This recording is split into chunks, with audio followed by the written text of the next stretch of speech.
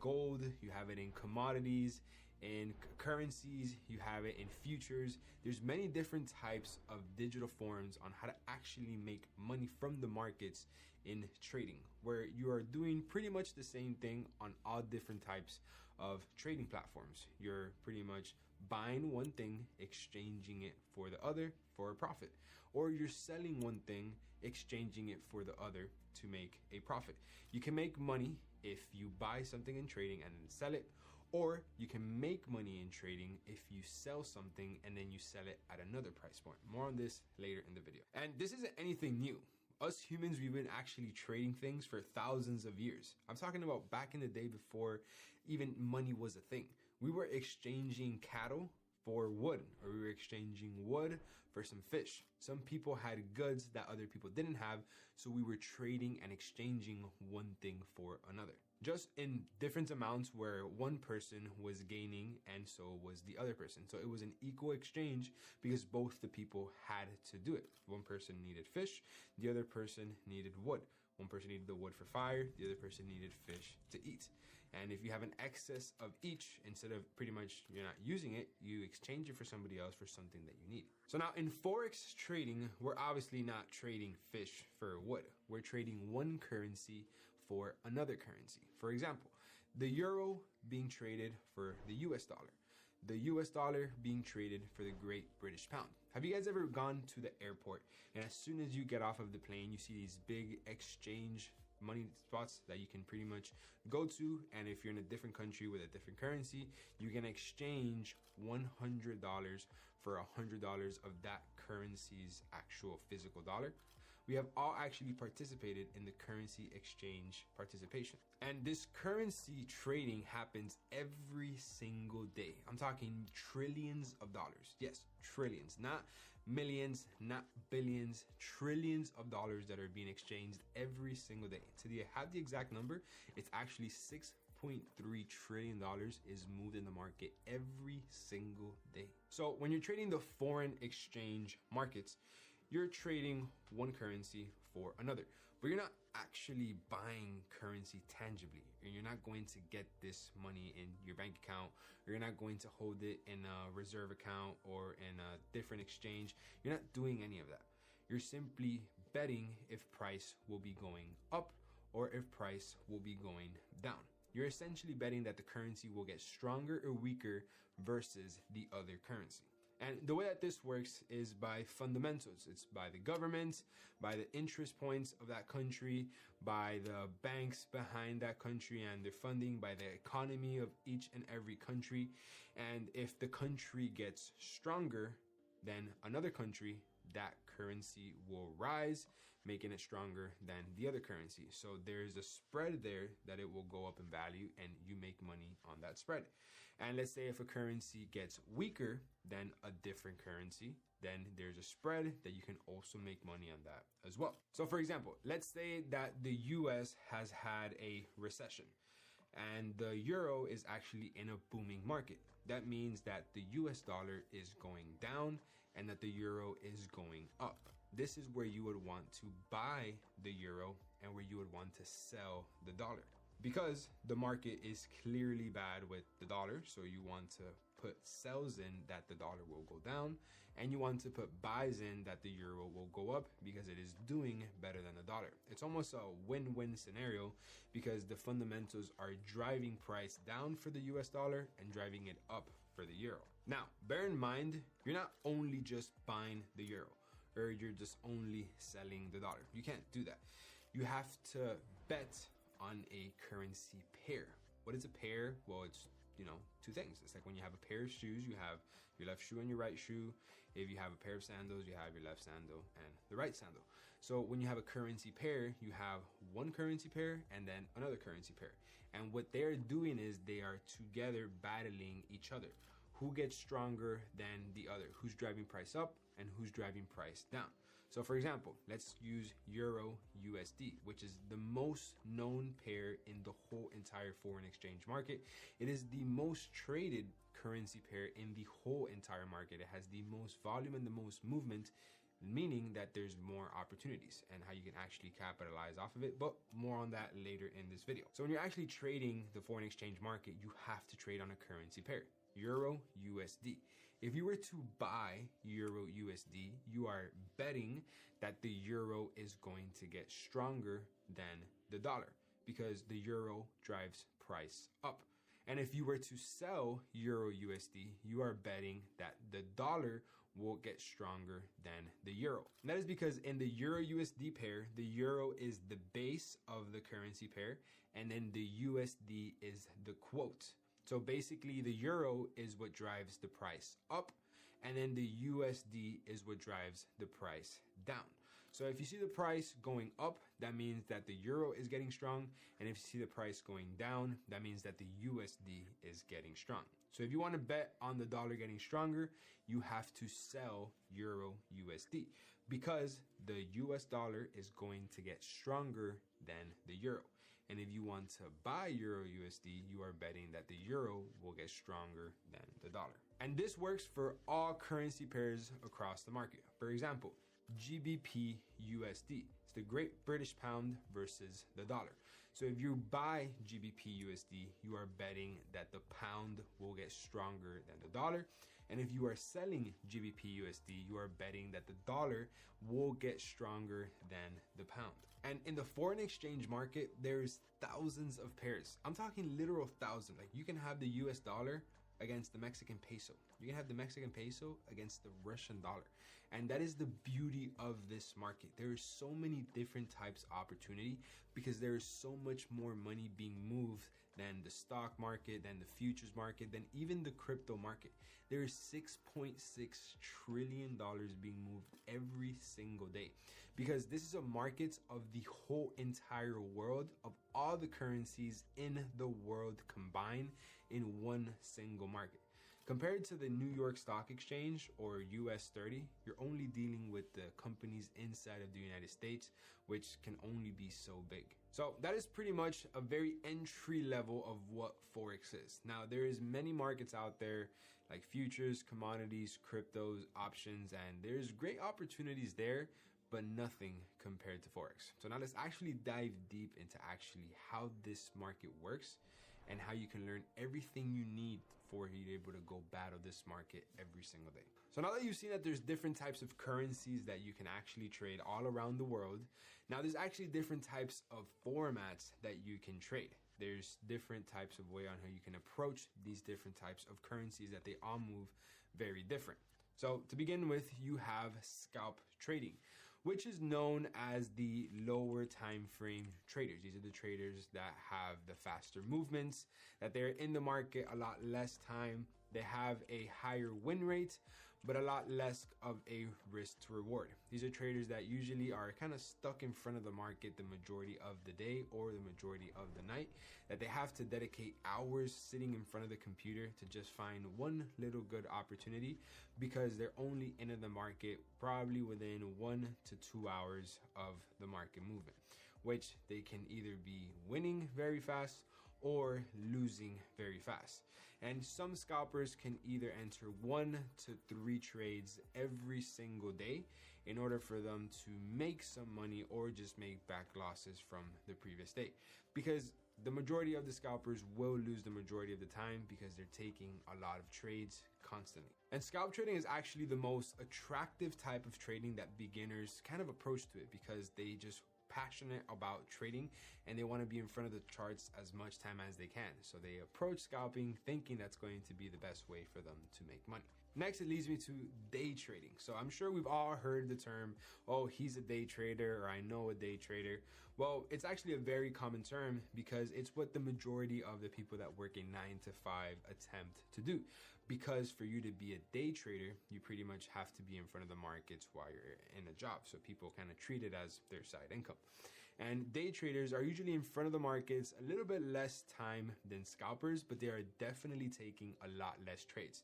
They would be taking maximum 1 trade every single day, because anything more than that, you fall into the category of scalping.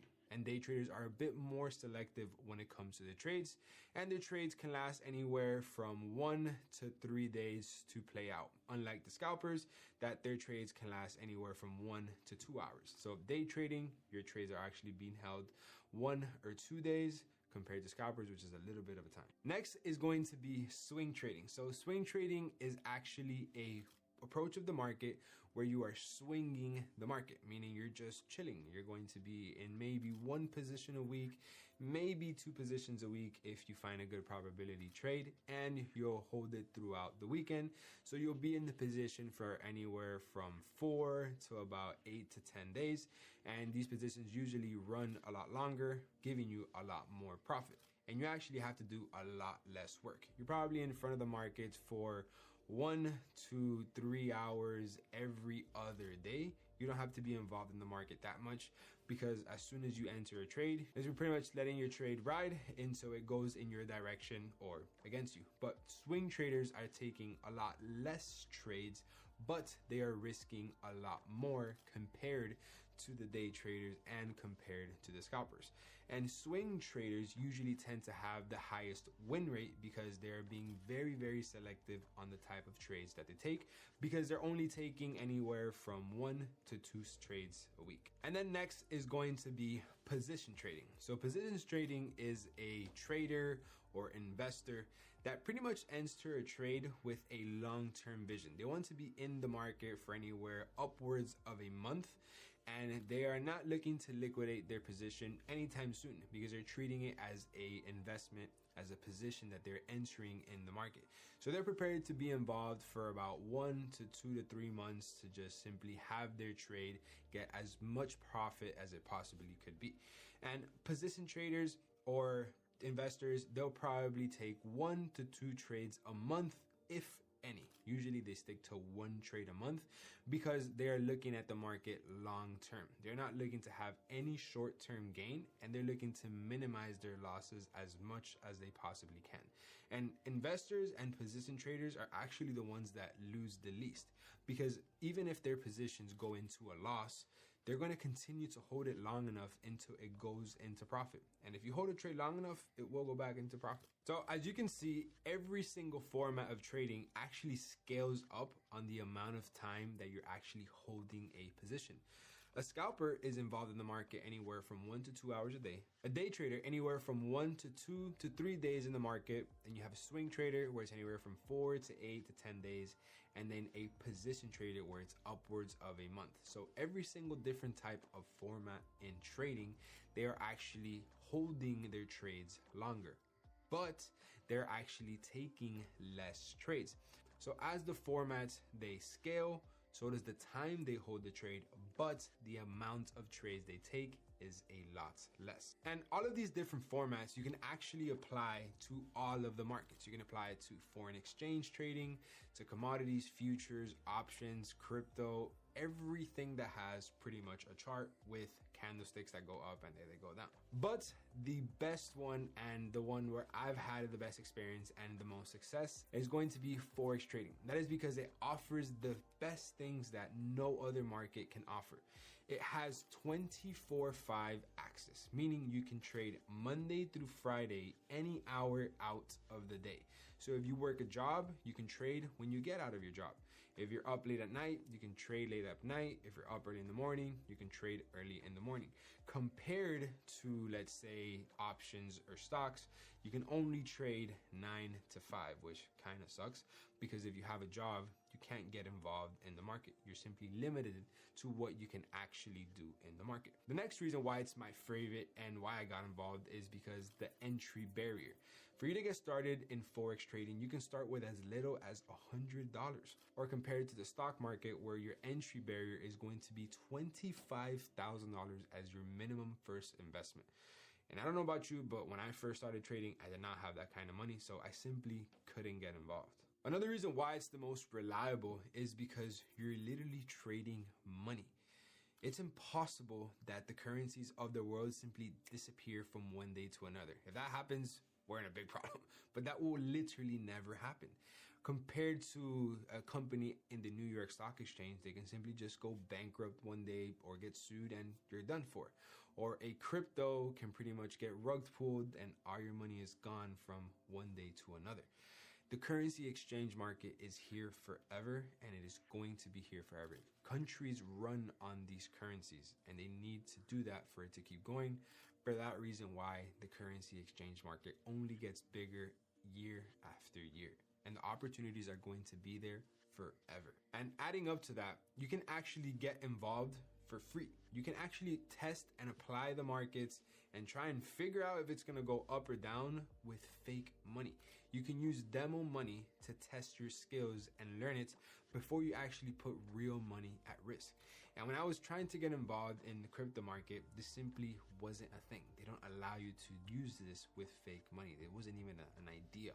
Versus in the foreign exchange market, not only can you access it whenever you want, you can actually test it with fake money, which is actually really cool. And if you don't know what demo is, it's pretty much simulated markets. It's demo. It's not real money. It's paper trading, fake trading, where they just give you fake money in an account where you can get and pretty much go test it out. So if you want fake $100,000 and you want to test out your skills, you can do that. If you have $5,000 to put into the market and you want to test out your skills first, you can create a fake account with $5,000, which is actually amazing. So that way you can actually see how far you can get with demo money, so that when you're ready to deposit your own money, you're ready. So now that we understand how the Forex market works, a very simple way, we have to understand how can we actually execute into these markets. What platforms are required? What platforms should you look at? What platforms shouldn't you look at? And this is where it can get a little complicated if you don't have the right video. And that's why everything is inside of this video, which is going to teach you the only platforms that you're going to be needing in order to be able to execute trades in the market successfully. Now, there is hundreds of different platforms. There is thousands of different people directing you to different places, but these are the only platforms that I have personally been using for the last 7 years trading in the markets, and I have never ever needed anything else when it comes to actually executing in the market other than these platforms. And I've made probably around $10 million on just using these two simple platforms. You do not need anything else other than these two platforms that I'm going to be explaining now. And then obviously a third one that you will have to do your own due diligence on, but this is going to make sense in just a second. The first platform is going to be TradingView. So TradingView is pretty much what its name says. TradingView. You're going to view the trades on this website. This is a well-known website, I think used around about 80 to 90% of the market. And this is where you're going to be actually looking at the charts. This is where you're going to be looking at the markets going up, at the markets going down. This is where you're going to look at the markets, for example, Euro USD, how we were setting an example, GBP USD, GBP CAD, so on and so forth. Now, this platform is strictly and only to simply just look at the market. This is where you're going to be identifying if you're ready to buy or if you're ready to sell. But you will not be entering a buy or sell on this platform. It's something that the platform offers, but I personally have never used it. Neither has anybody in my community, or I've heard anybody of ever using it before. It's something that they offer, but I personally rather stick to the different options that I'm going to share with you now. So TradingView, to keep a very simple example, is just somewhere where you can view the charts. And this is a platform where you're only going to be looking at stuff. You're not going to be executing other than just things you will be drawing on the charts to identify if there's a high probability of it going up or a high probability of it going down. This is where you will be doing your charting. This is where you're going to pretty much spend, I'd say 90% of the time that you're in front of the markets will be on TradingView. Because when you actually execute a trade, it will be on a different platform. And you're not going to be looking at the numbers on the screen. You will simply be looking at the charts, because what's on the charts will reflect on the numbers on the screen, which will be on your phone or your computer, wherever you decide to actually take the trade. But TradingView is simply just so you can see the charts, whether they're going in your favor or against it. And the simplest analogy that I can put is like you right now watching this video. You're watching this video to intake the information that I am giving you, so then you can learn and then you can go execute in the market. But you're not executing a trade on YouTube. You're not doing anything on YouTube other than simply getting educated and absorbing the information that I am giving you, or that you're simply watching on YouTube. And you can watch the video in a bunch of different formats. You can watch short-term videos, you can watch long videos like this one, you can watch it in theater mode, in full screen mode, or on your phone. So there's different types of ways on how you can intake this information. It's the same exact thing with TradingView. You're looking at the charts in a bunch of different ways so you can intake the information so it can tell you if you're ready to buy or if you're ready to sell. But you're not doing anything other than just looking at the information that the market is sharing with you on TradingView.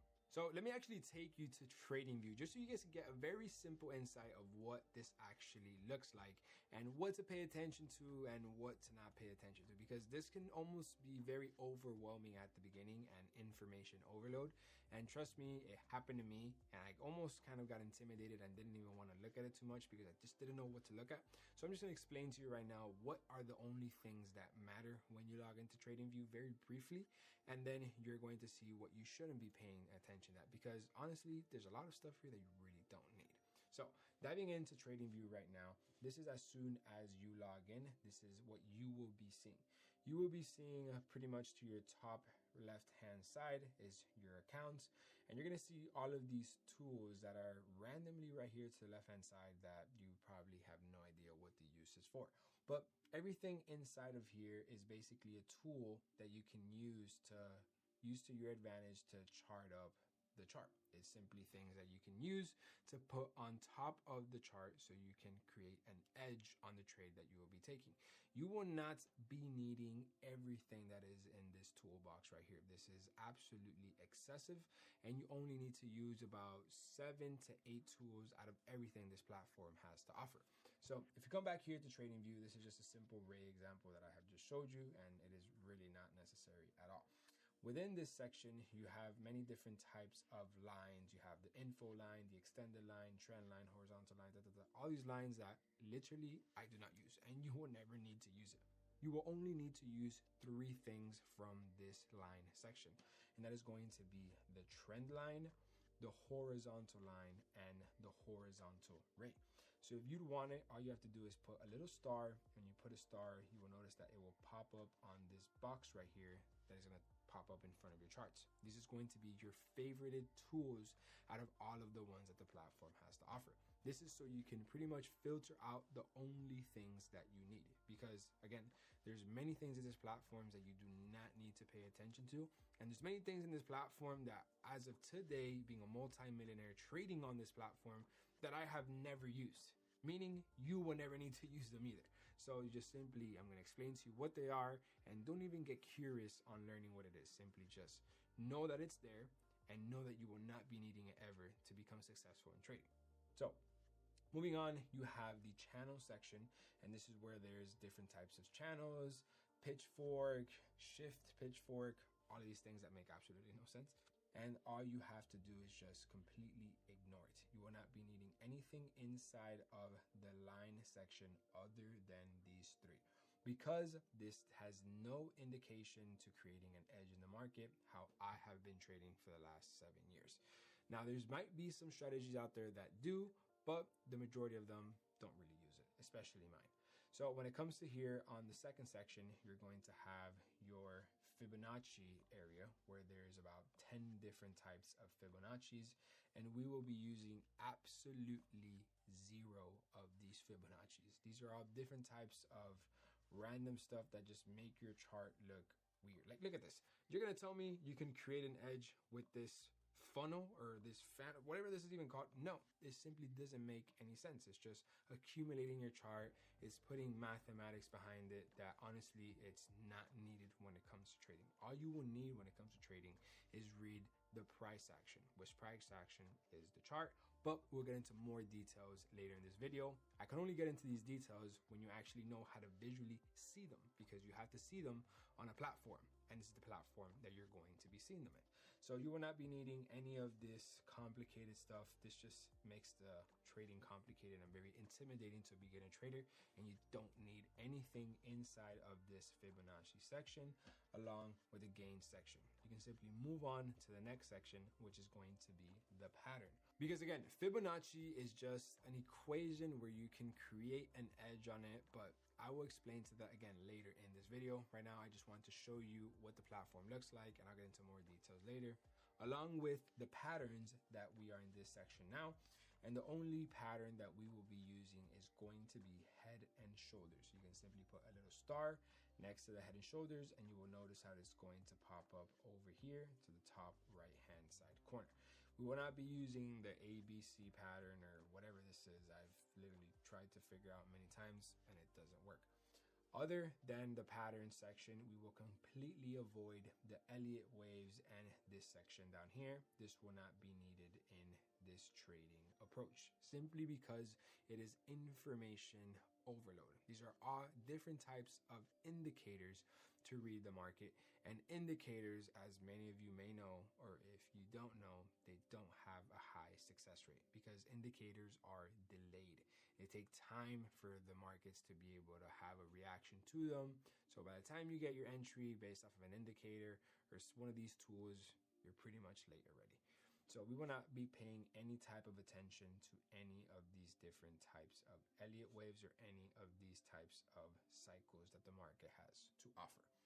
Moving into the next section is going to be the projection section. You're going to put a star on the long position and a star on the short position. This is pretty much going to be the tool that is going to tell you if you are buying or if you are selling. Simply just take a quick look at it. It's probably this green and red box that you see all the time these traders put, but don't worry about it. More on this later in the video. Right now, I just want to get you to be very familiar with looking at these things, so when I dive into detail on every single one of them, you're very educated and up to speed and it makes sense right away. Moving on, we will be looking at the brushes. You only have to put a star on the brush and a star on the rectangle, the path, and the eclipse. Everything else in this section you will not be needing. You will not need to be paying attention to it. Again, it's information overload. What they did was put 4 different types of arrows. You have the arrow marker, which just looks excessive. Then you have this type of arrow, and then you have this type of arrow right here, which is just another arrow. It's just different types of ways that the platform offers services for all different types of traders, which is cool because pretty much they are meeting the standards of every trader around the world, but you're only one trader. You shouldn't be looking at all the information for traders all around the world. You should only look at what's going to make sense for you. And in this video, I'm going to only show you what's going to make sense for you. So now moving on to the next section is going to be this T. So this is going to be the text and the notes section. So you want to put a little star on the T and a star on the call out. You won't need anything from the content section because this is pretty much whenever you want to write notes on the charts, you can simply just write it on the text section. Or if you ever want to call out a specific section in the charts, you can just point at it and you have a call out section. These are both things that I just use to actually just have notes on the chart if you want to save it for the future, if you want to look at it when you're back testing, or if you just want to hide a message in your chart. Moving on now to this little emoji section over here. You will not be needing any of these emojis. TradingView is very clever. They literally put the whole entire emoji section of an iPhone. I don't know why they did this. I've actually never used this in my life, so I take my trading very serious. So I will not be putting any emojis or any hearts or anything on my chart. I keep this strictly to business, and I only look at the stuff that matters. This clearly does not matter. Imagine putting like a smiley face or a winky face on your chart, and then when you go show your friends your trades, they see that and they're like, what the hell? Yeah, so you don't want to focus on any of these emojis. Moving on, you have the measurement section. So you can't put a star on this because it will permanently stay on this section right here. But this is where you'll be measuring the trades, whether how long they are, how many days, the actual percentage it went up or the percentage it went down. This is the measurement tool that you can use to measure pretty much everything when it comes to the markets. And we're gonna explain later in this video how you can actually use it. Just this is what it is. This is the zoom in and zoom out. I have never used this button and I will not be using it today because I am not interested in using it. I have never used it. This is a magnet. I have no idea what this is good for. I have never used it in my life, so we will not be paying attention to this at all. This is going to be the stay in drawing mode, which I also have never used in my life, and you will not be needing it. It is absolutely pointless. Along with this lock all the drawing tools. I never use this in my life, and I do not plan to ever use it as well, and I have not used it to this day. Moving on, this is going to be the hide all drawings. This will be a button that I use frequently when I usually have a lot of stuff in front of my charts. Let's say your charts are a little bit accumulated and they're a little bit, clogged up and you want to clear it up just for a second, you can just click this button and it will clear it up, and you click it again and it brings all of your indication of the charts back. So again, you can't put a star in it, you can simply just click it and it will disappear your trades and tools and then bring it back whenever you need it. So we don't really use it, but it's good to know what it is. And then next is whatever the hell this is. I have no idea what it is. I've never used it. And then obviously, which is the trash section, you can simply click the trash and you can remove all 3 drawings, 1 indicator or 3 indicators, or simply if you want to delete something, you can just click it and you can click the little trash button, which will pop up right here. And then you can delete it if you want to delete 1 thing at a time. And then the last button in this chart is going to be this little star to the bottom here. So as you can see, it says show favorite drawing tools toolbar. So this is our favorite tools. So this is our favorite toolbar of our trading tools. If you want to see it, you have it there. If you don't, you simply click the star and it'll disappear. If you want to bring them back, you simply click it again and it will pop up again. So for the majority of the time, I say 99% of the time, you're going to have this star open because these are your tools that you're going to use to analyze the markets to tell you if you're interested in buying or interested in selling. So this is everything that you will be needing and what everything pretty much consists of this left-hand side on TradingView. Moving on now to the bottom right of the screen, you're going to see this stock screener. I have no idea what this is. I'm going to click it just for this video, and I guess something popped up down here. I have no idea what this is. We don't trade stocks, so I will not be paying attention to this ever, and I have never paid attention to this. Same thing goes for the Pine editor. Same thing goes for the strategy tester and trading panel. I have never used any of these tabs in my 7 years of trading the markets, so there is absolutely no need for this information here. Along with this 1 day, 5 day, 1 month, 3 months, 6 month, year, 1 year, so on and so forth, you will not be needing to pay attention to this because we will be looking at the time frames that we need in just a second. So this section, pretty much all down here, sums up of nothing. We will not be using absolutely anything from this section here. Moving on to this timer right here. This is currently the timer of where I am right now. As you guys can see, it is currently 2:34 in the morning Miami time. So yes, I am recording this video at 2:30 in the morning to show you guys how hard I put my time into the value that I provide to you guys. It is currently a Friday night and I can be out partying or clubbing and having fun, but I'm like, you know what? I want to make this video for an Alex when 7 years ago he wanted to get started in trading and he wanted to know everything in one single spot. He wanted to make sure that he didn't have to go watch 100 other videos and see if he can piece everything together. So I'm making this video for you guys right now, pretty much at 3 in the morning, so you guys can just watch this one video and have absolutely everything you need to learn trading and apply it to the markets. So make sure that you listen and pay attention to the things that you need and to the things that you don't need, because I am making this so easy for you guys that you do not have to go watch any other video. Everything is going to be in this video from this point all the way to the end. I'm giving 100% dedication to this so you guys can have success like me and shorten your learning curve by years. If I would have had this when I started trading, I would have been profitable in my first 6 months. But everything happens for a reason. That's why I'm here making this video for you guys now. So now going back to the chart, this is the time zone of where we currently are. And then this is a little arrow to show the panel, which I have never used. And this is just a maximize panel, which I have never used either. I have never used anything of this bottom section over here. This section over here to the right hand side is pretty much information about the currency pair that we are interested in trading. Now again, keep in mind, a currency pair is a pair of 2 different types of currency. The example that I was setting earlier was Euro USD, which is the Euro dollar versus the United States dollar. As you guys can see, this is Euro USD, the Euro versus the dollar. This is a Forex major pair. This is currently the asking price of this market, and this is just simple performance standards that the platform has to offer. I have never used any of these stats in my favor to enter a trade or to get out of a trade. I have never used this in my life. Usually what I tend to do is just put this note section so it can just not distract me and I can write whatever notes that I want right here. But I have never used the actual information that they apply when they're showing you the currency pair. As you guys can see, moving up a little bit more, you can see all of these different currency pairs. If I were to click a different one, this is the euro and the Japanese yen, euro JPY. You can see the two different countries right here. This is indicating a strong buy. And I'm telling you right now, 90% of the time, this doesn't work. So there's no reason why you should ever be paying attention to it. So I skipped this little section right here, which is a metric section, which is literally where we are right now, the notes section, and then this little 3 dots. So I have never in my life ever used any of these buttons. They're absolutely pointless and they are needed for nothing in order to become successful in trading.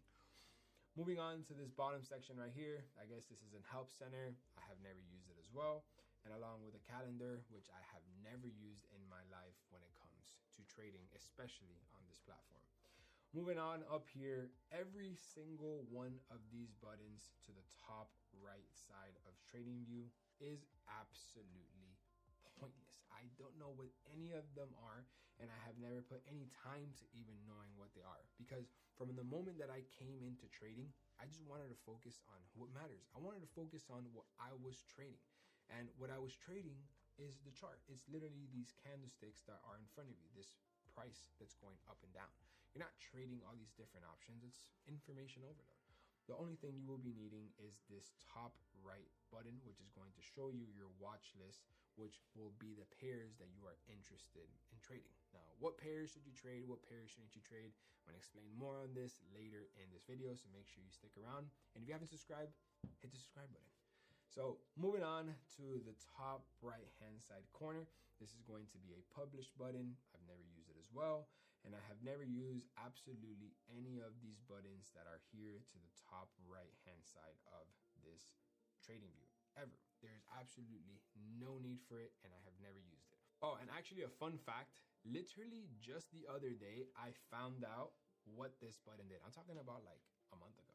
I figured out you click this button and it just zooms into the whole screen. That's how I did that right there. That's how I literally put the whole screen on that monitor. I didn't know how to do it before. I just started clicking random buttons and that popped up. Which is kind of cool, but it's not going to make you profitable. So there's no reason to pay attention to it. So if you lose your list for whatever reason, you simply click this button and it will pop up right there. Moving on to this blue list, this is where you're going to list the pairs that you will be trading. You can have a red list, an orange list, purple list, blue list, whatever color list that you want. Currently, we are on my blue list, but this is pretty much almost like filtering out your contacts. If you want to have contacts that are your favorites, if you want to have contacts that are primary, contacts that are secondary, they're all the same in the same contact list, but some are in the priority, others are not in the priority. Well, this is the exact same thing, but instead of putting it by different sections, it's by different colors. Moving on to this different button, this is going to be the symbol section. This is going to tell you exactly what symbol you are trading, whether you're trading Bitcoin, NAS, Euro JPY, Euro USD, the list goes on. It just indicates to you that this section is the symbol. This is last, change, and change again. I don't even know what any of this stuff are. Absolutely pointless to me. Along with these 3 buttons right here. I have never used them, and I do not plan to ever use it. That's as far as my knowledge goes with it. Continuing to the middle top section of the screen, you can see how there's these 2 little arrows. So if you've ever used Excel, if you've ever used Word and you make a mistake and you want to go back, you simply just click this back section and it will go back for you to where it was previously on the chart. If you want to go forward, simply click this button and it takes you forward to the last point where you put on the market. It's very simple and it's very straightforward. This is going to be the replay button. So I'm going to explain more on this when we actually get into the back testing section of this video, because this is the back testing button. This is where you can click it and you can immediately back test the strategy as far back as you want. Let's say if you were to want to back test to right there, the market will pretty much reset to that point where then this bottom section will pop up where you can pretty much start playing the market and start creating, you know, an edge on the strategy that you're testing, or just to get confidence and learn how to read the charts over time. But again, more on this later in the video when I'm going to explain backtesting and how you can actually use it to your advantage so you can capitalize off of it. Next is going to be the alert section. So this is when you want to place an alarm on the charts. Let's say on Euro JPY, you want to place an alarm. Once it crosses a certain price, you simply come here and you can just put enter, and you will notice how the alarm pops up right here in the middle of the chart because you just placed it. But again, more on this later in the video when I talk about setting these alarms at strategic points, at an area of interest, support and resistance, all of this stuff, which is going to make sense later in this video. So don't worry. So this is just the alarm section, which we will be using very frequently in the charts. Next is going to be this little square button, which I have never used in my life and I do not plan to. And then it's going to be the indicator section. So you click this button and you will literally get thousands of different indicators that this platform has to offer. And you will only be needing one. And this one I'm going to explain as well later in the video. So in here, you can pretty much just search up whatever type of indicator you want. You simply just put indicator, and it will literally show you thousands of different indicators that this platform has to offer, but you will only be need to using one that is going to make you successful. Moving on to this section right here, these are the different types of chart ways on here you can read the chart. You can read the chart on bars, candles, hollow candles, volume candles, all different types of candles or lines or different ways how to read the price that the market is showing.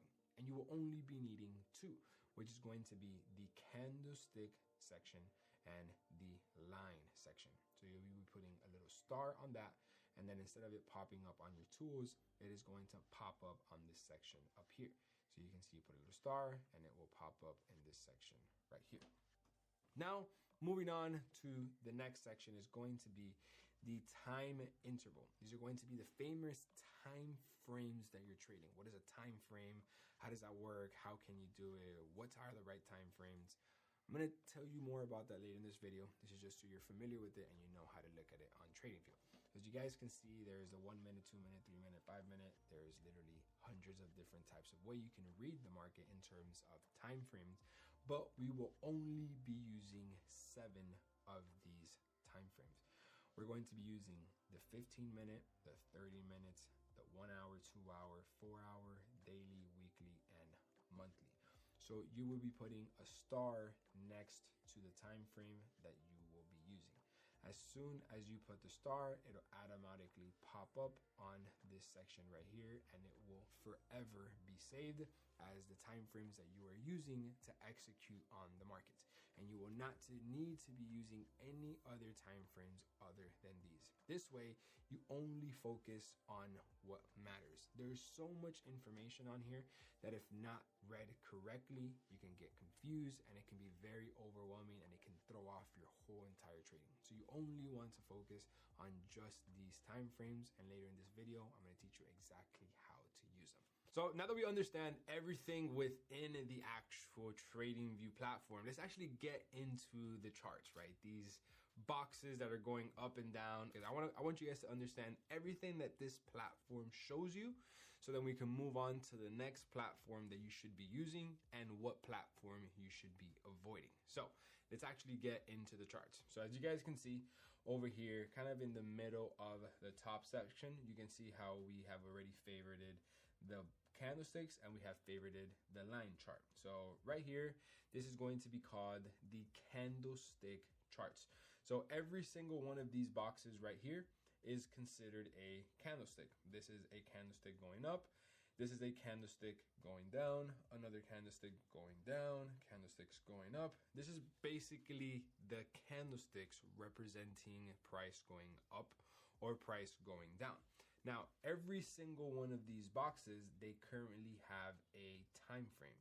And this is right now the daily time frame. As you can see, the daily is highlighted in blue. So this is indicating to us that every single one of these boxes is a day. It's 24 hours in order to create each and every single one of these boxes, or also known as candlesticks. So if we were to simply flick down to the 4 hour, so we click this button right here and then it takes us to the 4 hour, you can see it right here as well. Each and every single one of these boxes is now 4 hours, meaning it takes 4 hours for this candlestick to close. And then if I go down to the 2 hour, it's literally the same thing. Every single one of these boxes is a 2 hour candlestick, meaning that it takes 2 hours from the moment this candlestick opens for that to then close. As of right now, you can't see the time over here to the right hand side corner because the market is closed right now. It literally just closed. You guys can see it down here that the market is closed. But if you were to see a little bit, like 5 minutes back before, you can see how we're flickering through the time frames, that you can see how much time is left in order for the candlestick to close, because this platform will tell you how much time is left. And then if we go to the W, it's going to be the 1 week. So as you guys can see, if we hover over it, it is a 1 week candlestick. So every single one of these candlesticks is a weekly candlestick. Very self-explanatory, very simple, very straight to the point. Just basically explaining that every single box is going to be the time frame that you have been selected, right? So now we have this line chart. So we come here and we click this line. It's literally the same representation in price, but now you're looking at it as a form of a line. You're not looking at boxes, you're not looking at candlesticks, you're not looking at anything other than lines going up and lines going down. It is the same exact price, but it's just showing it to you in a very different way. For example, let's say you were to look at a human body with your vision. That can be the candlesticks, because you can see more details, you can see more into the specifics of the hairs, the features of a person. And if you want to see a different version of the human body, let's say you were to look through a thermal vision. So you're still looking at the same human body, but now you're only looking at the heated parts of the body that the thermal vision binoculars represent. Compared to if you were to be looking at with your regular vision, you can see everything other than the heated vision. So you're looking at the same human in just two completely different ways. Now, this is the same exact market. You're just looking at it two completely different ways. You're looking at it one with more details, which would be the candlestick market. And then if you want to look at it with less details and you just want to look at one specific thing, you would look at the line chart, which in the vision example, it would be the thermal vision. But we are going to be 99.99% of the time looking at the candlesticks or the market in this candlestick market. Same way how you look at humans, you pretty much look at humans 99.9% of the time with your regular vision. You don't really ever use the heated thermal vision. So now continuing into a little bit more detail, you guys can see all of these different colored numbers that you guys see here to the right hand side corner. This is pretty much how the platform differentiates things that I have selected in the chart. So for example, this blue line right here, it's pretty much indicating to you the live price of where this price is. This red box is just indicating to you that it's at that point. This black line is at this point. This blue box is at that point. It's simply just the representing of whatever you put on the chart. It just shows it here in a numerical version. For example, if I were to go to GBP CAD, which is the same exact currency pair that we're currently on, but let's say on FXCM, if you notice right here, I don't have anything on my chart. So we can go to the daily time frame and I have absolutely nothing. So let's say if I were to get this box and I were to simply just grab it and drag it like that, you would see how it would pop up over here in blue. Or if I were to come and I would put a horizontal line, see how it would pop up here in black. If I were to add a risk to reward tool, wherever this is placed, you see how it will move there. If I drag it down, you see how it will pretty much chase wherever price is going to be, depending on where that line is. It's just a different way. Instead of you seeing it visually, you can see it with the numbers. Those numbers are going to be very useful for when you're going to be entering a trade, but we still have a long way to go before you actually enter the trade. I have to teach you how to actually read the market so you can make money with it, and then actually how you can apply your entry to the trade. So this will become very useful later down the road, but I'm just explaining to you what it's for right now. So this is just a different way of looking at the objects that you place on the trading view, but in a numerical version. And then this section up here, I literally have no idea what any of these things are up here. This just simply moves every single time I move the mouse. I guess it's a different way of measuring where the mouse is in a numerical version. For whatever reason, I guess it's used for algos and stuff. I have no idea. I've never used it in my life. I don't like it. It's just kind of annoying. It's always moving. And then obviously this over here is just explaining the server you're on, the time frame, and then the currency pair. And this is pretty much the seller price and then the buyer price that this market is offering.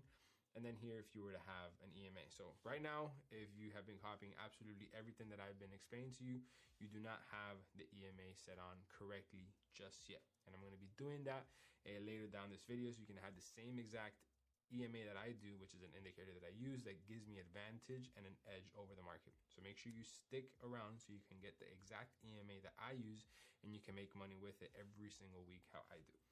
So with this right here, we'll explain later down to the video. There's just a little promotions tab of what TradingView is. And that's pretty much it. Everything on this platform right here. Obviously, how you read this market and how you read these candlesticks and how you read this line chart, we're going to get into a lot more detail.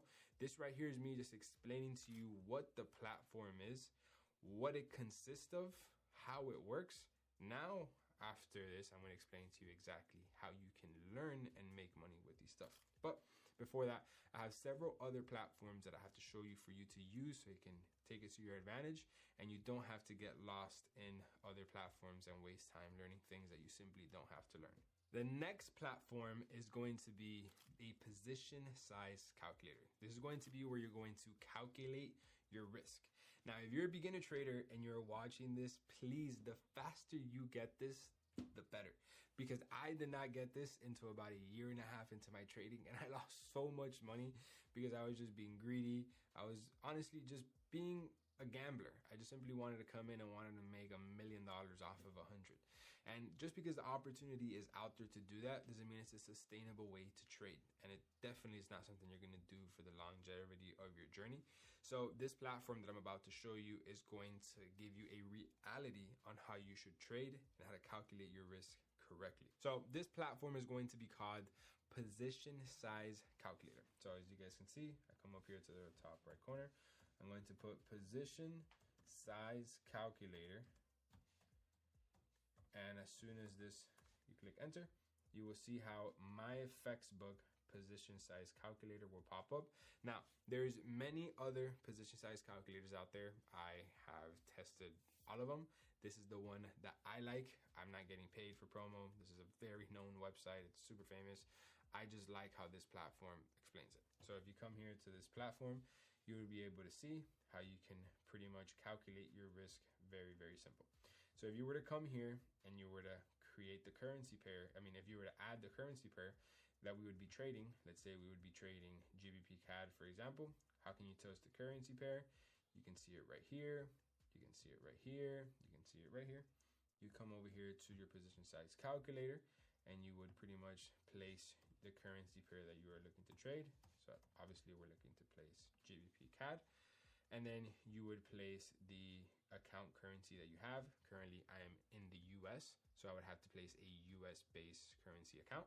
But if you are a Canadian, if you are in the Europe, you have the pound, the Japan, whatever type of currency your current account is, that is where you're going to then select the account that you simply have. Then you're going to place your account size. So let's say you have $1,000 that you want to risk in the market, right? So you have $1,000 that you have currently right now in your trading account. And you're asking yourself, how much do I risk? Well, how much are you willing to lose? Because you have to have the mindset of every single trade that you're going to take that you can immediately hit stop loss. And if your trades immediately hit stop loss, you have to be completely okay with that loss.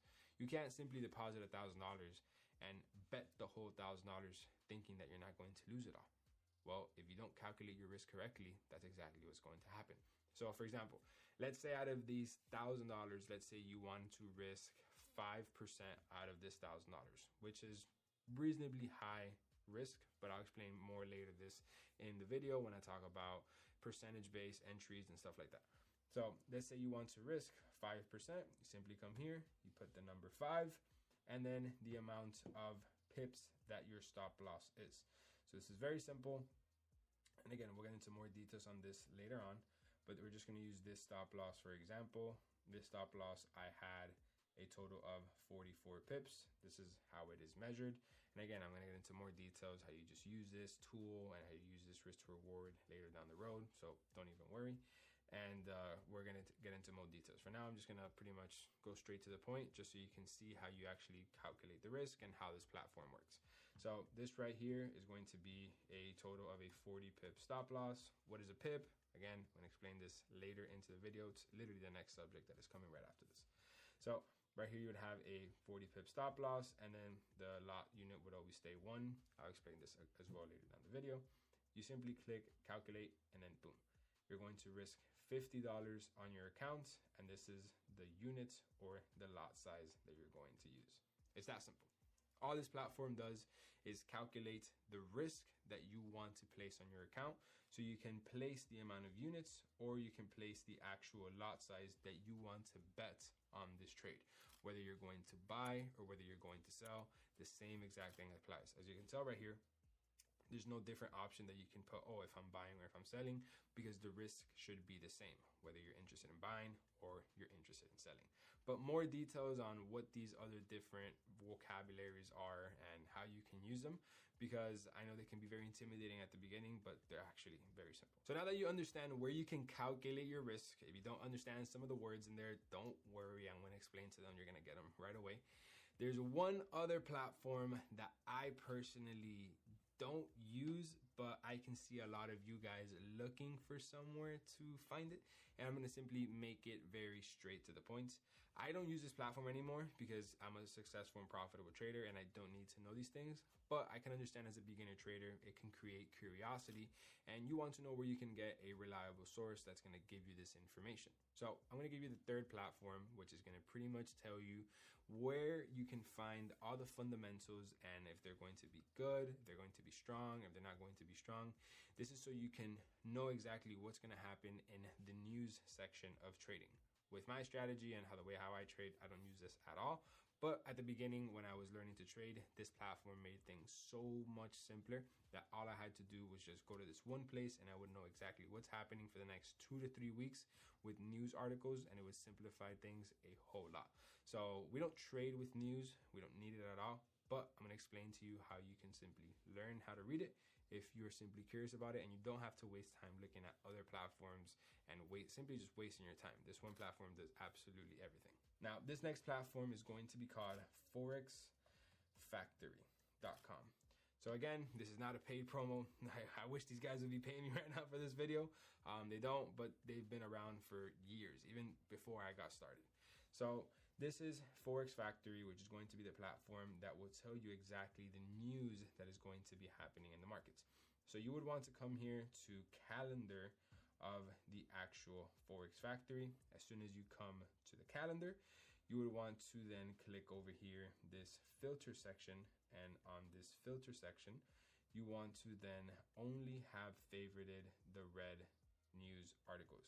You can have favorited all of them, but they simply won't be effective. These are all different type of news articles that are going to come out. They're going to simply affect your trade for good or for bad. You simply will never know.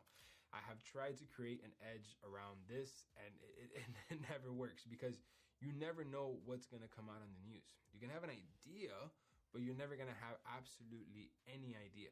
There's no facts behind that. You don't know what's going to happen until the news comes out and says what's going to happen.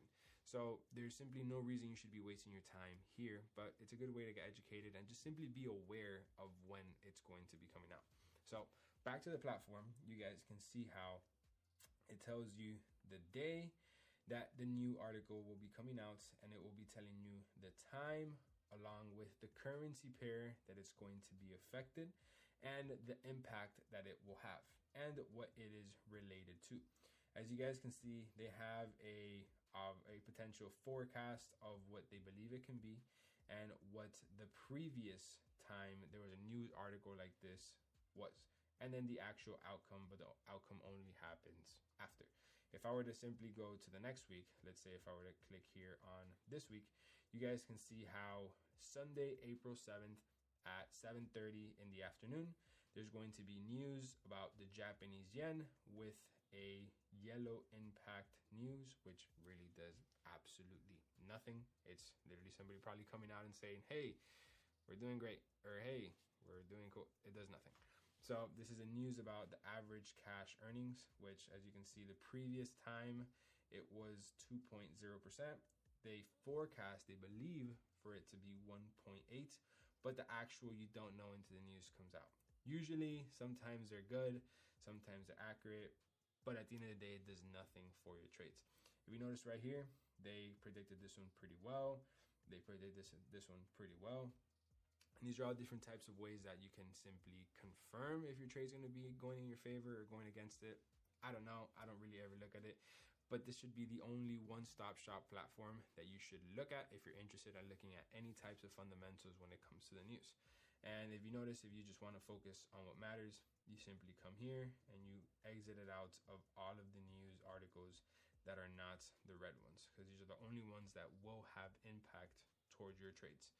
And this is the only section that I look at on Forex Factory. I have never used the forums, the trades, the news section within itself, the market, the broker, like none of these stuff I have ever used inside of Forex Factory. I only used to come in here to know when is a news going to come out and at what time, and does it affect my trade. And I know this might be something very direct and you might not make any sense right now, but I will circle back to this later into the video when we're actually entering a trade, when we're gonna have our percentage-based entries, and there you can add this or not add it. But this is basically a one-stop shop where you're gonna pretty much know that some things can potentially go down X date at X time, and they're gonna be talking about X type of currency pair.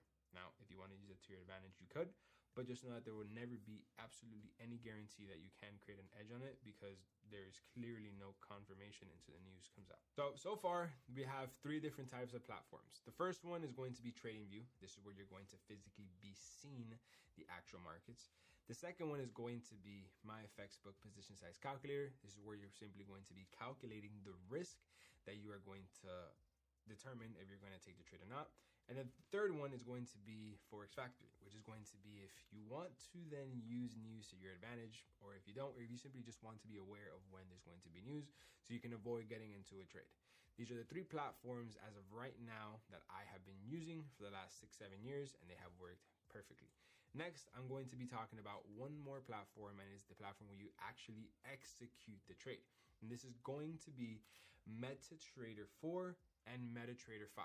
I'm sure you guys have heard of it before, or you guys have seen screenshots of these gurus showing $25 million on a phone and all this stuff.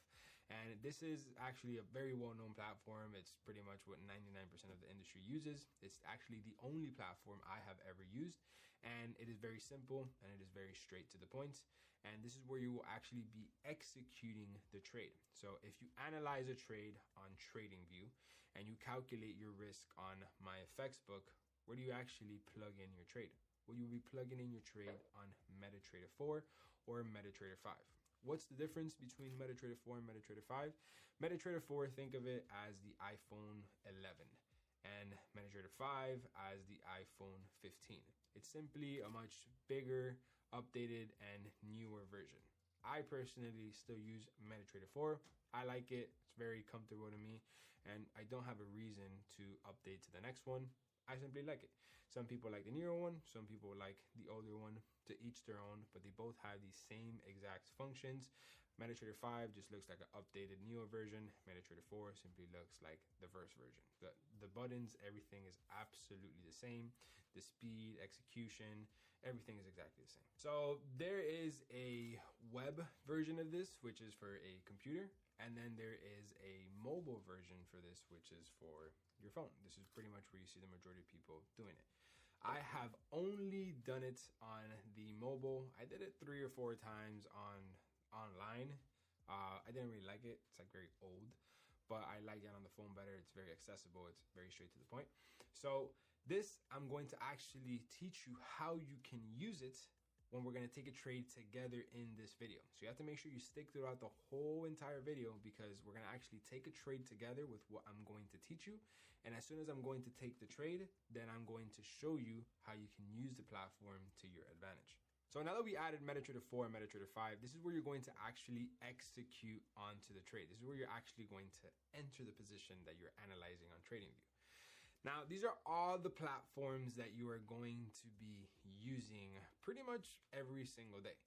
Now, there is one other platform, and that is going to be a broker. So a broker is pretty much the middleman in between you and the market. So you can't simply right now decide, all right, I'm going to go into the market and I want to trade Euro USD and put a buy. That's not how it works, because the market doesn't accept retail traders, because you need to have hundreds of millions of dollars to get involved in a $1 trillion market that moves that every single day. So that's where the broker business came in, that the big markets give liquidity to the brokers, so then you can execute smaller positions as a retail trader, which is what you are watching this video, what I am, and what pretty much 70% of everybody inside of the market. The big banks are the main ones that move the market. Retail traders don't do much. So this is where the broker is going to give you a fee for executing your trade into the market. So picture you over here wanting to enter a trade. And then this is Euro USD, the trade that you want to enter. You simply can't just go from here to the market. It's not how it works. There has to be a middleman, and that is going to be the broker. So you have to go to the broker, you tell the broker the trade you want to take, and then they will execute into the market.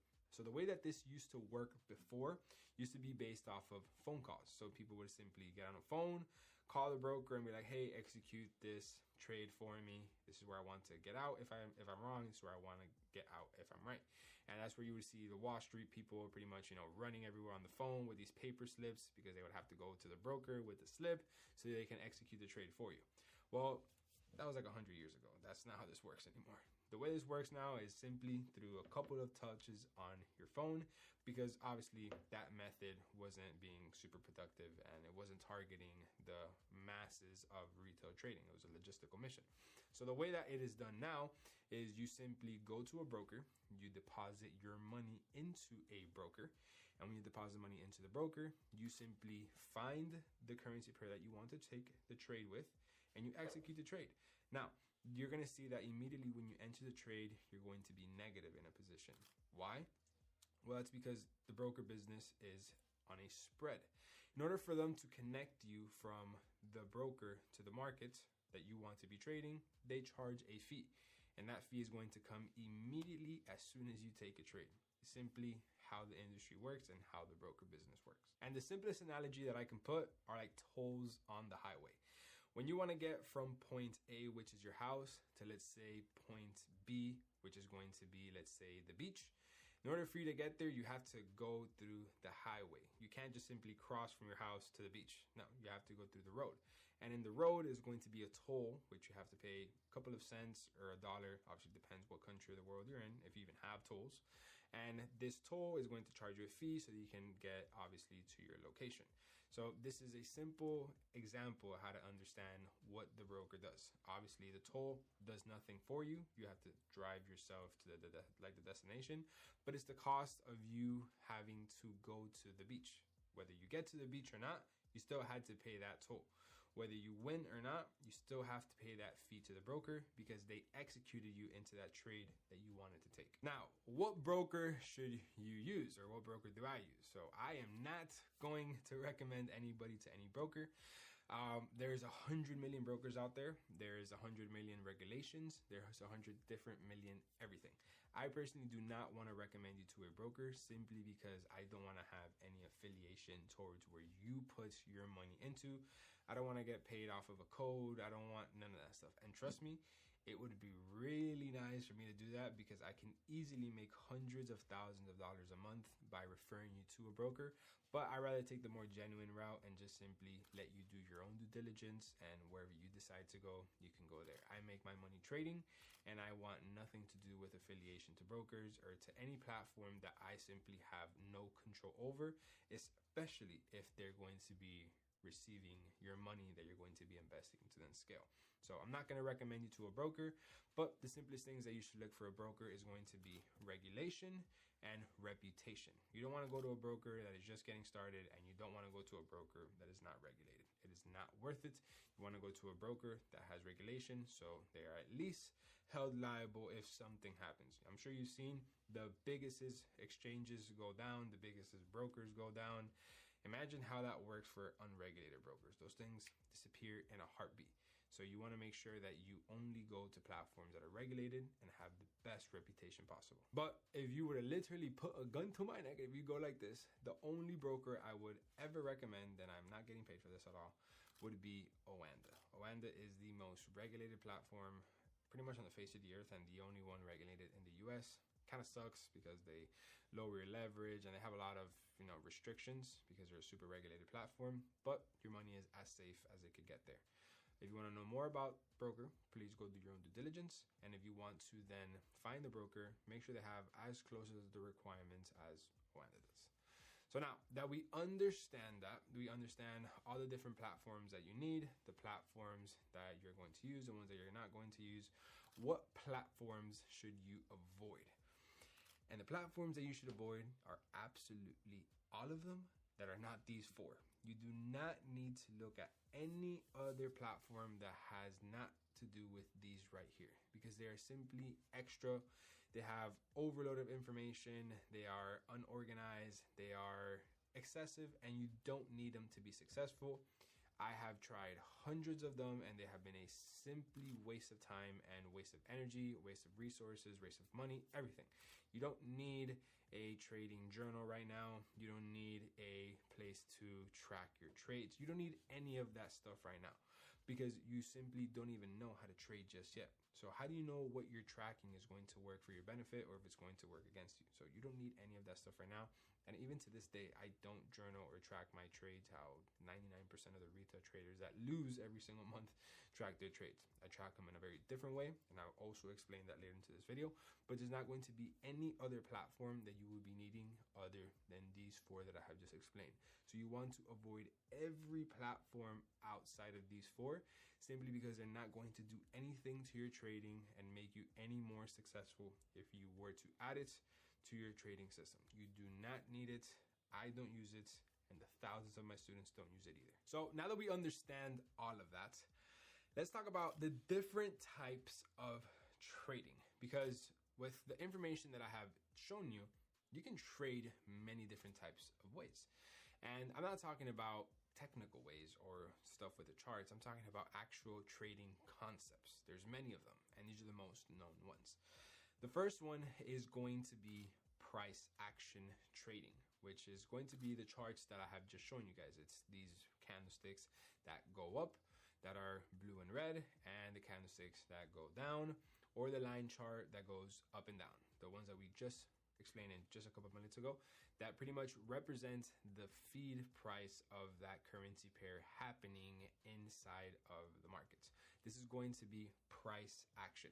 This is how you can physically see where price is on real time in front of the chart, and everything that happens in the history, meaning the candlesticks that are left in the past or the lines that are left in the past. This is pretty much like the trail of where this price is headed. This is the battle in between both currency pairs, and they're leaving a trail behind when they're going up and when they're going down. And those trails, you can use them to your advantage because there's patterns behind those trails. And this is the most known common way of trading, simply because it's the easiest way to spot patterns, because you can literally see them. You're seeing it happen again and again and again. And you're looking at these patterns through the way of price action. Price action, technical analysis, charts, it's all the same thing. You're looking at the chart, which represents price that the market is showing you in a form of a candlestick. Next is going to be market sentiment. So this is a type that I learned very early on, and I had extreme failure like this because it's kind of a crazy trading concept, and it simply consists of you trading against the majority. That's pretty much it. And there's websites out there that can tell you where 99% of the retail traders are. And since 99% of the retail traders fail, you simply do the opposite of what they do. So if 99% of the retail traders are buying, you will simply sell. That's it. That's what market sentiment trading is. It's honestly a very high risk way of trading, and there's a lot of speculation because none of these platforms really know how many traders are in one direction versus the other. It's great assumption and it doesn't work. Obviously they get their price data and live feed from brokers and from other platforms, but how reliable can that really be? I tried it and I've heard stories and I've never met anybody that is successful with it. But pretty much what you're doing is you're trading against the retail traders, but you're not having an actual price that you are looking at. You're not looking at the candlesticks. You're not looking at the charts. You're not looking at technical. You're not looking at any of this stuff. You're just basing it off of one platform that tells you, hey, 99% of the traders will be buying tomorrow at 9 a.m. You should sell. But how do you know where to place your take profit? How do you know where to place your stop loss? How do you know if the entry is right? How do you know if you even have an entry signal? There's so much stuff that gets factored into this that simply makes absolutely no sense. And you're pretty much just trading off of an assumption of a platform, which to me had no sense. And I see no reliability and accountability for you to become successful using this source. Next is going to be fundamental analysis. So this is pretty much what we just explained just a little bit ago on Forex Factory. And this is going to be where you simply trade using the news. So some people out here, they love reading hundreds of pages every single morning, or they love being on top of what politicians are doing, and they study them and their moves and their team's campaign, and based off of what they've done in the past, they can pretty much assume what they're going to say in their next speech or what the next political news is going to come out. And they use that as a trading strategy to pretty much create an edge over the market, where they believe that they can know what these politicians and what these big news are going to pretty much post. But it kind of takes as well as a lot of assumption, and it's a lot of assumption based off of articles that you have to read that you don't know if some of these articles are reliable. You guys know that the media kind of makes a lot of stuff up all the time, and they give their own twist to the story. And I personally didn't want to have any reliability on social media that they can just spiral up the news to make it a little bit more spicy and they could get more attention, and me base a money decision based off of that. Or you simply have to read 5-6 different news articles to pretty much come with one overall decision, if it's going to be good, if it's going to be bad. You're pretty much just basing everything off of reading. And instead of you reading actual letters, why shouldn't you actually be reading actual charts, which is what the market does? By you reading fundamentals and you're reading the news, you're not seeing patterns, you're not seeing anything. You're just pretty much reading what the people think is going to happen. And then you making a business trading decision based off of that. And that's what the fundamentals pretty much consist of just you reading news and base a trading decision off of that. So instead of you relying on the charts, on the candlesticks, you're pretty much relying on the news, on politicians, on social media platforms, places that direct what the news of that currency is going to be, whether you believe it's going to be good or whether you believe it's going to be bad. But same exact thing. How do you know when's the entry signal? How do you base your stop loss off that? How do you base your take profit? You can't really base it off of something like, let's say you even know for a fact that some politician is going to come out and the news article is going to mean that the dollar is going to get strong. Let's say you know that for a fact. You have inside information. Well, what do you do with that information? How do you know where your take profit is going to be if you're not physically looking at a chart? And that's why the fundamental traders usually have a big struggle becoming profitable, because they also have to implement technical analysis for it to make some type of sense. So these are going to be the 3 different types of market approaches that you can decide to trade the market in. And for the remainder of this video, we're going to simply and solely only focus on price action trading, because it's what I have been using to become successful. And it's what 99% of the traders at the end of the day have to come back and trade, because you need to know where you're going to place your entry point. your stop loss, your take profit, so on and so forth. And don't worry, I'm gonna get into a lot more detail on what these terminologies are. I just need you to know exactly what we're going to be learning so you can learn these terminologies with the type of trading that we will be doing. So now comes the official first step of technical analysis and price action, which is going to be trend. And now let me just say this right now, and you guys can literally get a sticky note and write this down. The trend is your friend.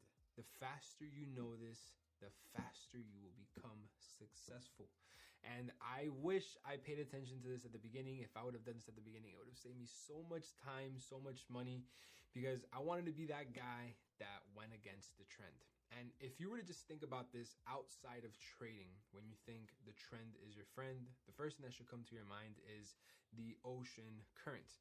If the ocean current is going east, you simply swim east. If the ocean current is going west, you swim west. If the current is going west and you want to swim east, you're gonna have a really hard time. If any of you guys have ever been out to the ocean and swam against the current, what ends up happening is that you simply don't move. You stay in the same exact spot. You stay in the same exact spot and you have no success. Well, that is exactly what happens with the market. But when you go with the current, you make money. And when you go against the current, you lose money. When you go with the trend, you make money. When you go against the trend, you lose money. The trend is your friend. This is the number one thing that you need to know.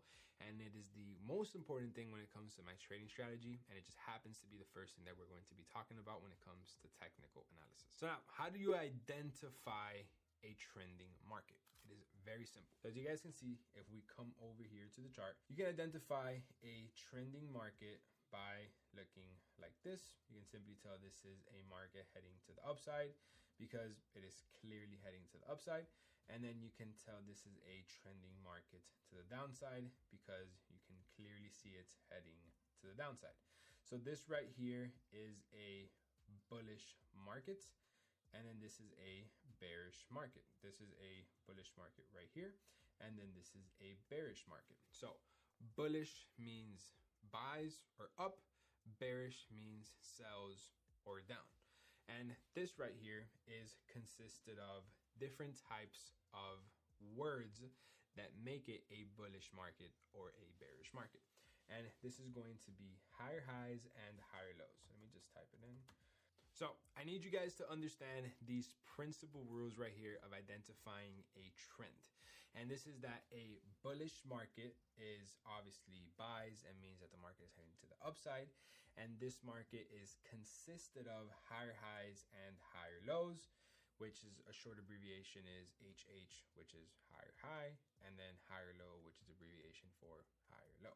So then a bearish market is obviously for sells and indicating that you're going to the downside.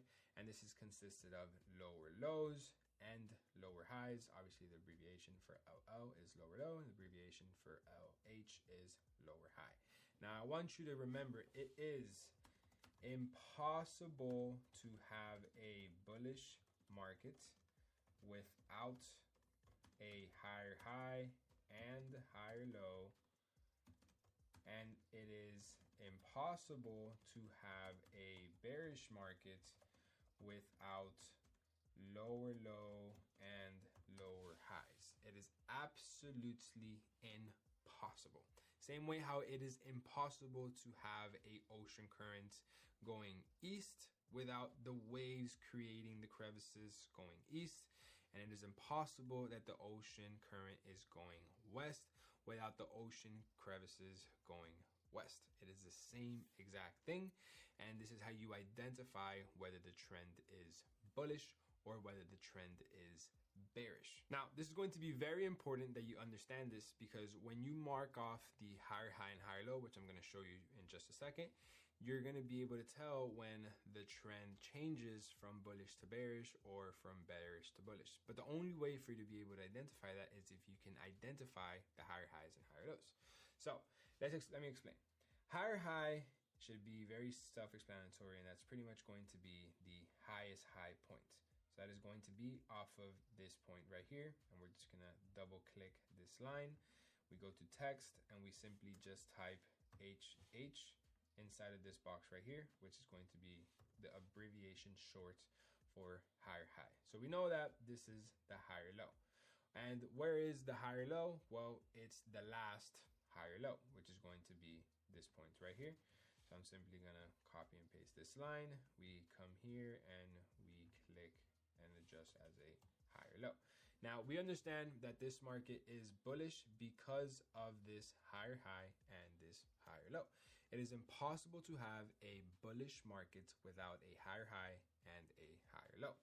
And if we were to have our bearish market, obviously the lower low would be the lowest low point, which is this one right here.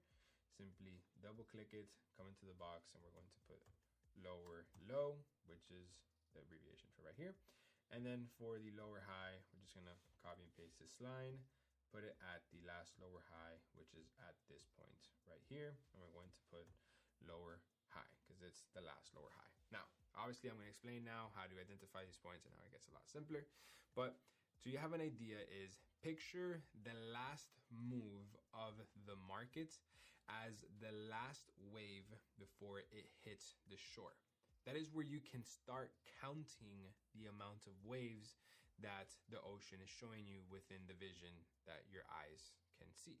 So if I were to simply come over here and show you at a picture example. So as you guys can see in this image right here, the last wave before hitting the shore would be this one right here. And you can pretty much count the following waves that are going to be hitting the shore. So this is the first wave, this is the second wave, this is the third, and then this is the fourth wave. So this wave right here has the highest point of the wave, and then it has the highest low point of the wave. This is where you can pretty much measure and identify how close the wave is from hitting the shore and how close the wave is from the last wave. It's a way for you to tell where is the highest point of the wave and where is the highest low point of the wave. Obviously in this example of the market going to the upside, and then we just simply flip it over, vice versa for it heading to the downside. So we know that this is the closest wave to hitting the shore. So when we go back to the charts, this is the closest market structure trend to being at the live price. So now that we understand that it is impossible to have a bullish market without a higher high and higher low, and it is impossible to have a bearish market without a lower low and lower high, let's just remove this, right? So we can focus on what matters, which is the trend. So let's say this market creates something like this and it does this. Well, this means that this market has clearly now created a new higher high. So we have to adjust our higher high to the new highest high point. And then the higher low, we have to adjust to the newest higher low point, which is going to be this point right here. And then this market can pretty much do this forever as long as it continues to go to the upside. And this market will remain bullish as long as we remain within the higher high and higher low. Meaning this market is bullish permanently forever until we are above the higher low point. The moment we close under this line and the market does this, we have now shifted the trend of the market. So now this market is no longer bullish. Now this market is bearish. There has been a change in the trend. There has been a change in the current. I'm sure we're all familiar when we've been at the beach.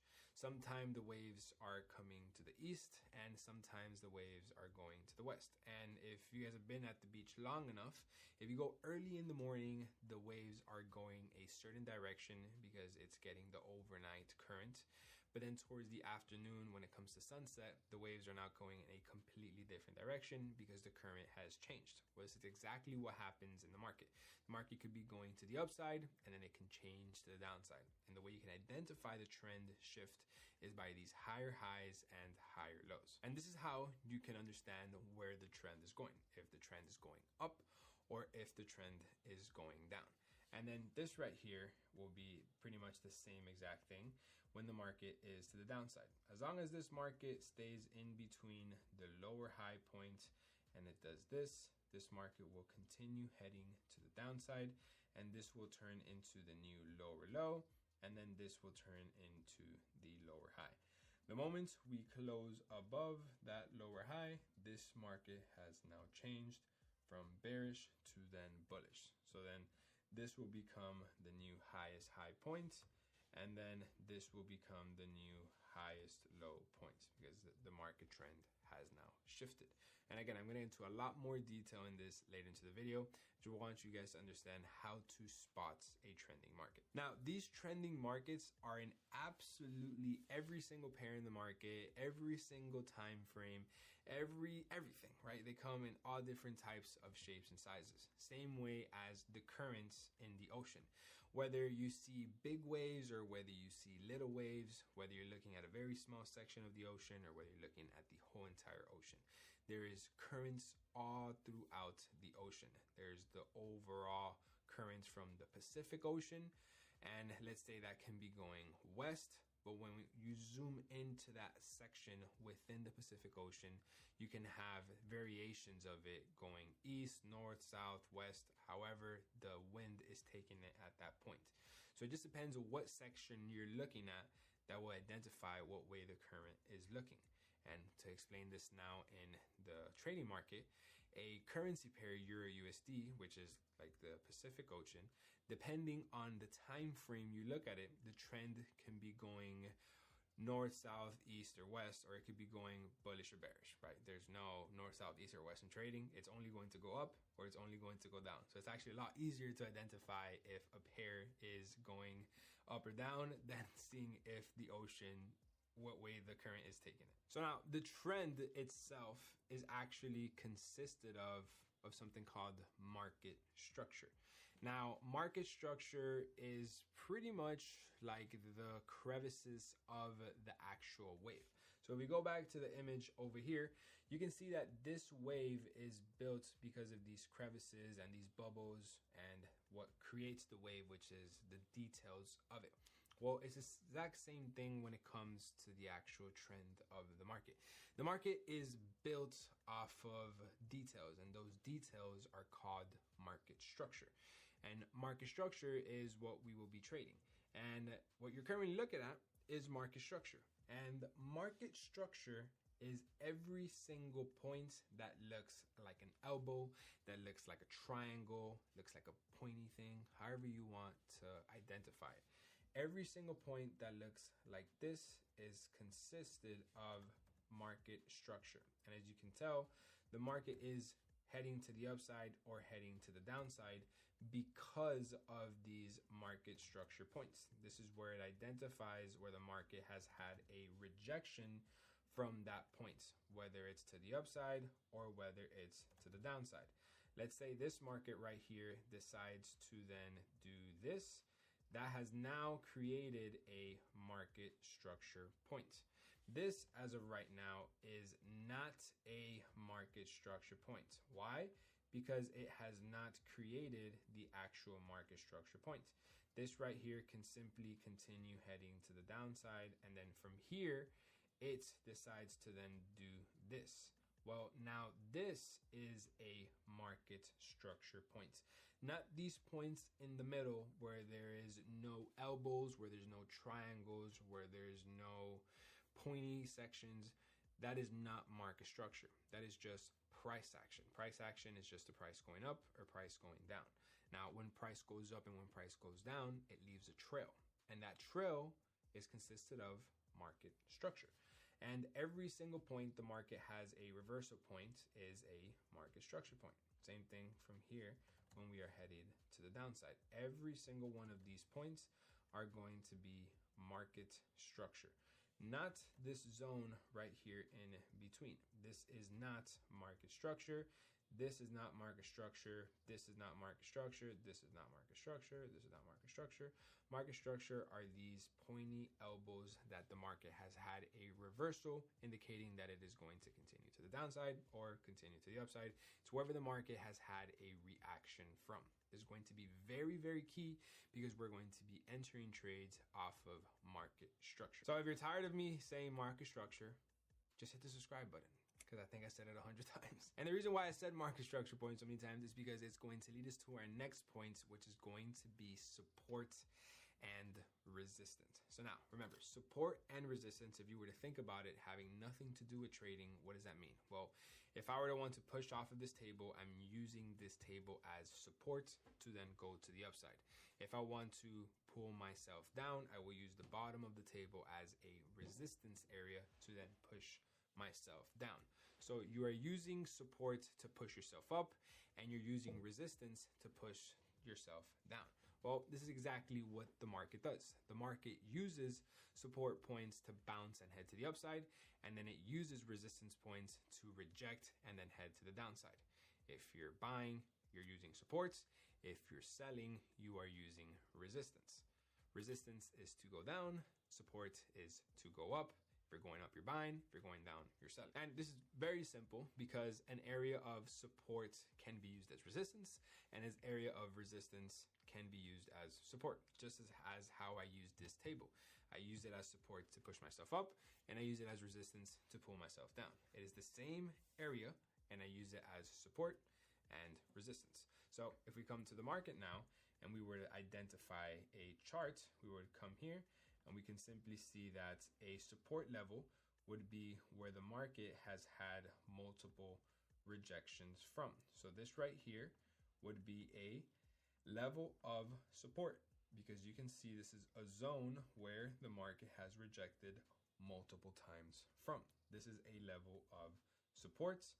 And then this level right here, clearly the market has rejected multiple times, and this is a level of resistance. Now, keep in mind, it's never going to be perfect right to the T. Obviously, the market moves in candlesticks, so you're gonna probably have a little bit of margin up, margin down, but we'll get into more details there. But level of support is where price has rejected from the bottom to push itself up, and then resistance are where price has reached the roof and has used it to push itself down. So for example, if price were to be here right now, it would use it to then push itself down, and if it were to come to this point, it would use this point as support to then push itself up. So this is a classic level of support and resistance. And this is extremely important that you understand what is a resistance level and what is a support level, because we are going to be entering our trades off of a support or off of a resistance level. As if I were to have to push myself up, I would need something in order to push myself up. I can't just push myself up out of thin air. I'm not Superman. I don't have those powers yet. I need a platform to push myself up. So I need to identify the platform that could withstand my weight to push myself up. If you're looking to buy a trade, you need to identify a strong level of support that is going to withstand the market and push your trade to the upside where you're looking to buy, where you would make money. And this leads me to my next point, which is going to be area of interest, or also known as a level of supply and demand. As you can just see, I've identified this table as an area of interest where I want to use it to push myself up or pull myself down. This is my area of interest, what I'm going to be using. Now, this is exactly the same thing that you will be looking at the markets when you're looking to buy or when you're looking to sell. An area of interest is an area that you want to identify strongly to go up or strongly to go down. So if I were to show you right here when we come back to the charts, you can see that if I were to be having this spot right here, price having a pullback, I would identify this as an area of interest, because every single time we come to the zone, we are rejecting and we're going to the upside. So I would place a buy here. And if the next time we come to this point right here, I would use this as an area of interest because we have clearly rejected it multiple times, where I'd be interested in selling it to the downside. Now, the only way you can identify an area of interest is if you have a minimum of 3 market structure rejections. So this right here is a perfect example of an area of interest because we have more than 3 market structure rejections. As you can see, this right here is a market structure. This right here is a market structure. And then this right here is a market structure. So if we were to come back into this point, this is a valid area of interest. Same thing if we were to come here as resistance, this would be a valid area of interest because we have more than 3 touches from this level of resistance, which would be qualified as our area of interest. So an area of interest has to have more than 3 touches to be a valid area of interest. A minimum of 3, anything above 3 is obviously better. The more, the better, because it means that it is more respected. So when you're going to use this as an area of interest, it's going to work to your advantage a lot better. So you want to make sure that you're using the current price as an area of interest. So for example, let's say if you were to have the chart like this, and if you were to only have these two and you would not have this and you wouldn't have any of these, you cannot use this as an area of interest because it only has 2 touches. It does not have 3 touches. This is a touch as a support level. But since you are at a resistance level, you're interested in selling. So you need 3 touches of the resistance level to then enter the trade. You can't use a level of support to add as 3 touches. That simply just makes no sense. You want to make sure you have 3 touches of the resistance level in order to take the trade. If you don't have 3 rejections previously, you simply don't have a valid area of interest. Even where price is right now is not considered a rejection because we don't know if this has rejected it. We're looking to enter the trade before it does. So if this were to do this, this is a valid area of interest now because this is the 3rd tap. So this is what an area of interest / supply and demand consists of. It consists of an area that has more than 3 touches of market structure. Next is going to be round psychological level. So make sure you guys pay attention because this is actually the easiest one and it's the most straight to the point one. When you think round psychological level, the first thing that should come up is a round number. So every round number is going to be every 100, 200, 300, 400, 500, 600. It's every round number to every 100th. So this is exactly what we look for in the charts because the markets have reactions from these round psychological levels. Think about it. Let's say you were to be an institutional bank where you are moving trillions of dollars every single day. Do you think that you would decide to liquidate your positions at a random price point on the chart? Let's say 1.5321. No, that's not ideal. You want to liquidate your positions at a round psychological level. So all your positions are closed equally and you have everything organized. So you would close your position at 1.5 thousand. That is a round psychological level. Or you would close it at 1.5500. Something that is a round level and that all the positions can get liquidated at the same exact points, and you can keep it on your books and you don't have just a random number out there on the charts. So round psychological level on the charts are actually very easy to identify. All you have to do is get your horizontal line and you can simply just throw it wherever in the chart. And you double click it and you will go to coordinates, and when you are in coordinates, you simply round it to any 100. So for example, this is 1.77102. You want to round this off to 1.77100. So you would round it off to the 100th and you would simply click OK. And you can see how now it pops up on your chart as an identified round psychological level. You can come here, throw it another again randomly into the charts. You would go to coordinates and you can see here how we have 1.76805. So you would erase the 5, you would put a 0. Now you have a round psychological level, 1.7800. And you can pretty much just do this on every 100. It's very simple. It's almost kind of fun. 1.76353. So you want to round this to the 100. So obviously this is above the 50 mark. So you were to round this off to the 400. Or if you want to round it off to the 300, or because where you placed it, it was above 50, you can then round it off to the 400.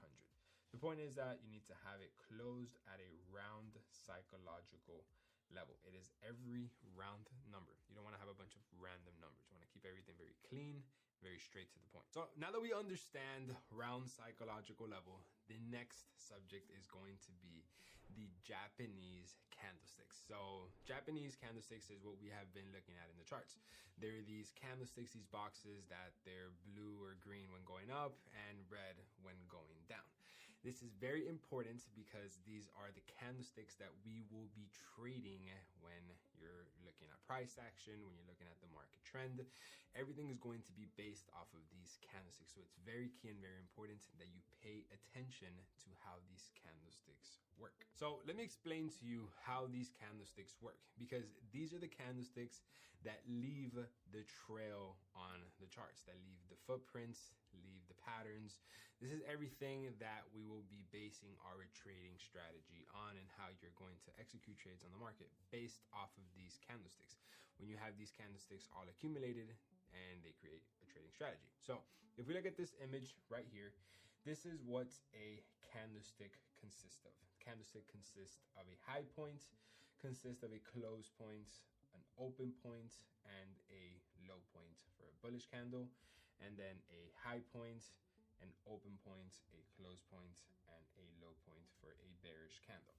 So every single candle has to open, and then it has to close, and every single candlestick has a high and has a low, or a low and then a high. It's the same exact thing, just one is bullish and one is bearish. So as you guys can see right here, this green box is called the actual candlestick. This is where price opened, and this is where price closed. Now this can be the 1 hour, the daily, the weekly. This candlestick that we're looking at can be in absolutely any time frame, because every single candlestick is the same. The only thing that changes is the actual time frame, but what the candlestick consists of is the same for every single different time frame, and we just discussed the time frames earlier in this video. So this high price is the trail of where price was. So this candlestick, well, this box was actually up here at one point, and then price was pulled back, and that wick is the trail of where the price was.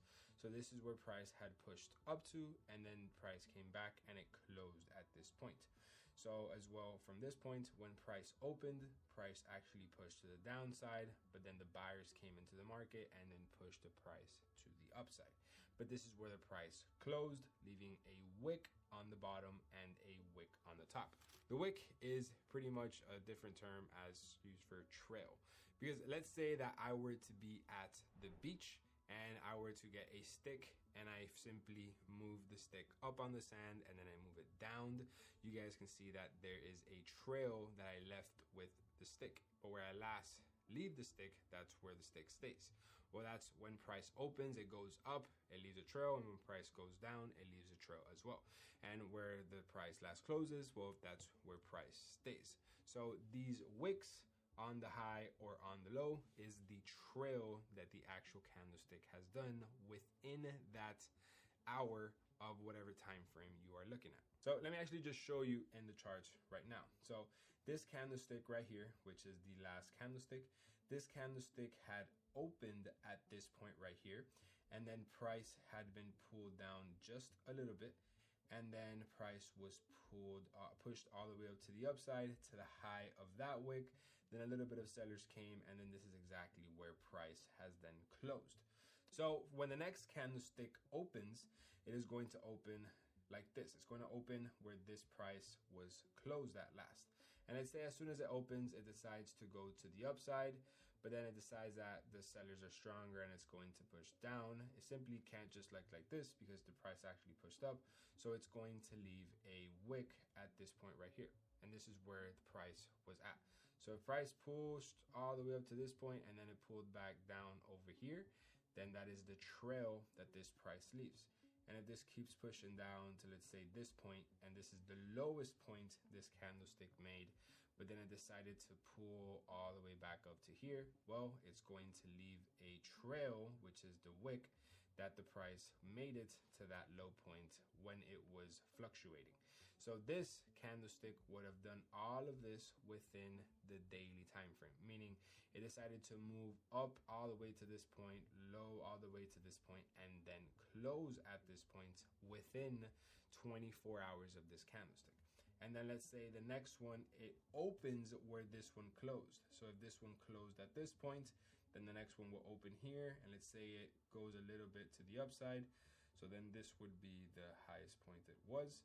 And then let's say it just decides to push down, it will leave a little tail right here. And then we will continue to then head to the downside. And let's say it goes all the way up to this low point and it decides to have a little bit of a pullback to, let's say, that point right there. Well, then this would only have a wick this size, like right there. And then at the next candlestick opens where it closed. If it closed here and then it heads to the upside, but first it did a little bit like this, well, then it will leave a little bit of a wick to the downside at this point right here. And then if it closes to the upside, let's say it went all the way up to this high, that's the highest point that candlestick made, and then it decides to have a pullback to this point, well, then it will leave a wick right here, which is going to be the trail that that candlestick has left. So basically, when a candlestick opens, it's going to push up or down, and wherever it decides to go, it's going to leave a trail, which is going to be the wick.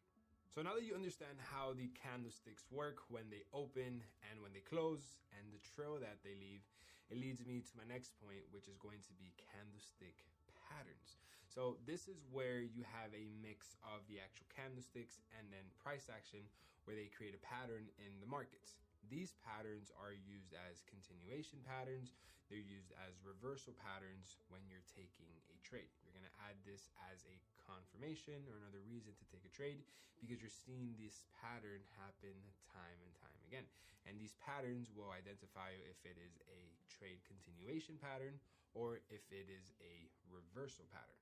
A trend continuation pattern is pretty much what it says in its name. It's a pattern to indicate to you that the trend will continue to go in its favor. And then you have a reversal pattern, which is a pattern that it's going to indicate to you that the market is now going to reverse. Whether you have a market at a high that is going to indicate to you that now the market is going to reverse to the downside, or a pattern at the bottom that it is going to indicate to you that the market is going to now reverse to the upside. Or if you have a trend continuation pattern, it's a pattern that if the trend is going up, it's a pattern that will indicate to you that it will continue to going up. Or if you have a trend continuation pattern to the downside, it's a pattern that's going to indicate to you that the trend is going to continue going to the downside. And this is very important because if you're looking to trade with the trend, you want to trade with the continuation pattern. And if you're looking to trade against the trend, which I don't ever recommend, you're going to use the reversal pattern. Or if you see this pattern, you know not to take a trade if you're trading with the trend. For example, let me show you the most effective and my favorite reversal pattern in all of the market, and you'll see how often you can actually see it in the charts.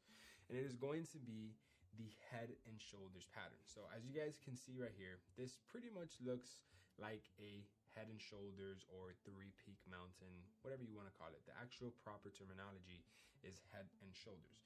As you can see right here, this is a left shoulder, this is a head, and then this is a right shoulder. And if you can see, all of this is an accumulation of both of the important things that I have taught you. One, market structure, and two, candlestick patterns. So as you can see right here, this peak, this elbow, this pointy point, this triangle, this is a market structure point. This is a market structure point. This is a market structure, market structure, market structure. And as you can tell, this market structure created with the candlesticks has created a head and shoulders pattern. So if you see a head and shoulders pattern at the top of a trend, and as you can see, when the formation happens, the market now heads to the